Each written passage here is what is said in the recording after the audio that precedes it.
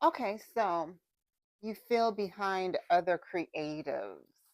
Let's handle that. Okay. So the first thing that's coming to me about the reason why you feel behind other creatives is because you are trying to follow too many trends. Okay? So far, I'm just gonna be straight up with you. For real though. Well, first off, are you the trendsetter or are you the trend follower? And really, necessarily, I don't even know if trying to be a trendsetter is the goal, right? I think the goal should be activating your authenticity and your original blueprint, your original fingerprint through your creativity. And usually, what happens is people who don't have their own original DNA and creativity, then what they do is they try to cop other people's flow. They try to cop other people's original ideas. So, is that you? That might be. Okay, so let's just dig into it. Let's see what's going on, okay? Let me take a sip of some of my coffee first. Start this out.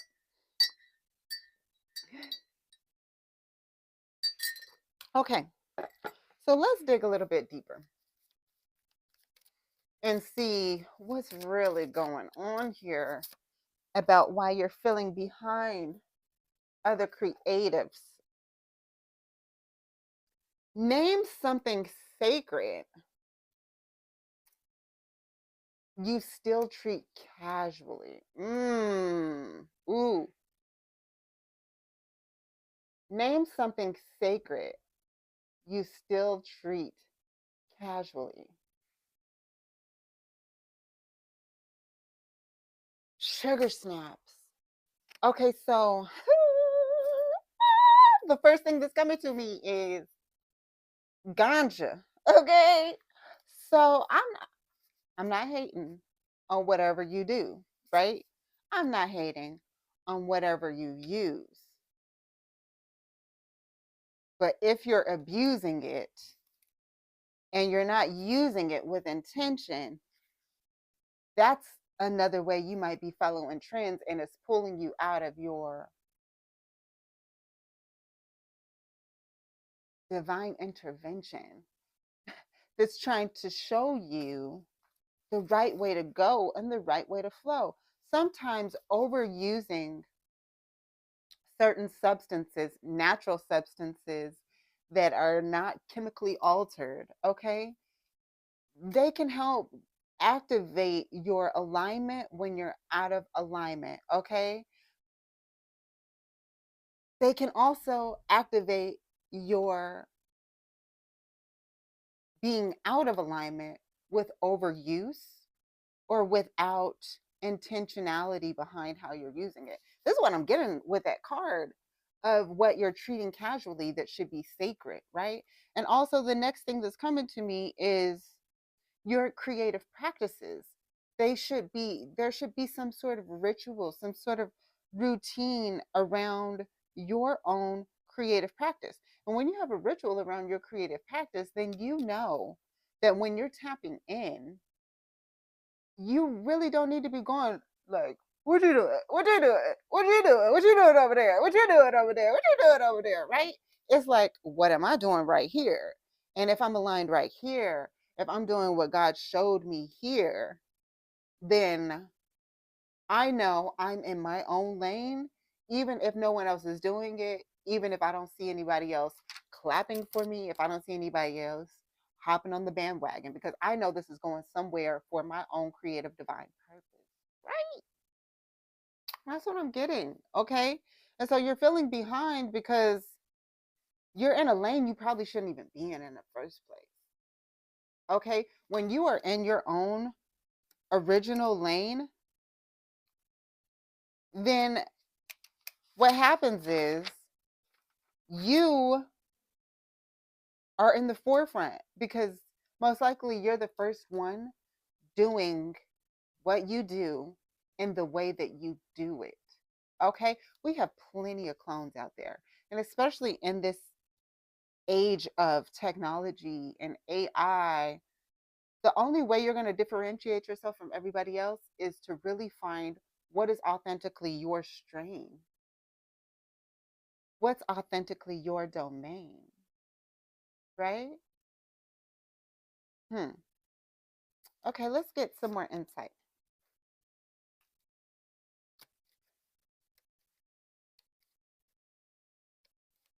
This one. I give and receive love freely and openly. Okay, so this card, I give and receive love freely and openly. That means that you're going to be dedicated to your ritualistic creative practice regardless of what's going on, right? Like set a schedule for yourself. Even if you're learning what you're like reigniting what your creative lane is, or you're figuring it out, sometimes you've got to test it, okay? Sometimes you've got to say, I'm going to dedicate this time to practicing. I'll just use certain mediums, for example. Sometimes you got to say, I'm going to dedicate 1 week to practicing crayons. I'm going to dedicate 1 week to practicing photography, 1 week to practicing digital abstracts, 1 week to music, 1 week to color pencils, 1 week to acrylics, etc. Right? And then what happens is you kind of are committed to the practice more than you're committed to the outcome. And when you're committed to the practice, that shows a more authentic version of your creative self. And it also will help you learn to lead, right? Like, what I'm also sensing is you need to do it, even if you're watching YouTube videos or Instagram feeds for inspiration. Like, maybe that's your intention for scrolling today, right? Like, because you should have intention when you're scrolling.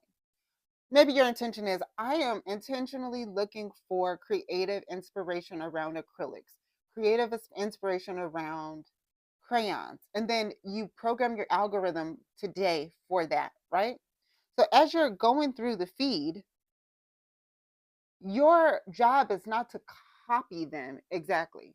Like you might test different practices that other people are showing you, but use it to maybe at the end of the week, then you say, how am I going to take all the things that I learned this week and create something new and original that I have not seen at all in any of the feeds that feels natural and unique to me? Mm, mm, mm, mm, mm. Right? Okay. Let's see if God has anything else that's flowing for your alignment on this area.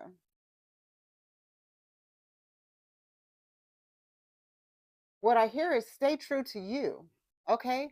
So, regardless of whatever it is you're activating and practicing and trying, you really, this is where you get to learn and explore what is really authentically you.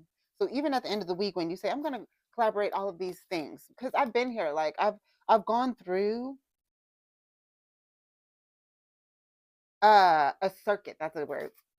Like when you're working out and you're doing a circuit in the gym, right? You're trying each machine. I've done circuits in the gym, and then I learned that machine is not for me. It is causing too much strain and it's making me feel like a man. Okay? I'm not a man. I'm a woman. Okay? I need something that's going to help me still feel soft and strong at the same time. If this is making me feel like I'm about to be the Hulk in my back and my chest is going to go flat, like, I don't know if this is it because that is whack, right? Okay? So I have to like find what is the right weight, the right systems, the right machines that's going to give me the strength that I need, but also keep me in my softness, right? That's going to keep me in my femininity, right? That's the same thing. Like that's my lane. I have to be soft. I have to be feminine. I'm the divine feminine, right? I'm also strong. Don't mess with me, right? So you got to know what your art, your creative practice is for that. And as you're testing, you'll know because it will feel right. You will feel like it's going to snap right into alignment when you're in sync and in tune, it will feel like that's it. Ooh, ooh, ooh, that's it. And if it feels like that's a, or if it feels kind of like a, I kind of like that, but I feel like I'm forcing it. That's not it. That's not it.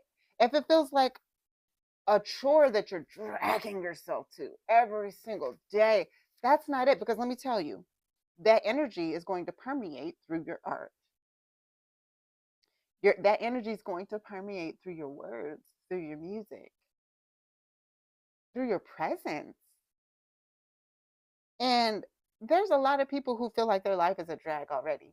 They don't want to watch somebody else drag them more into their drag, right? Okay, that's it. I hear that's it. All right. So here are 3 journal prompts to help you face your truth about why you feel behind other creatives.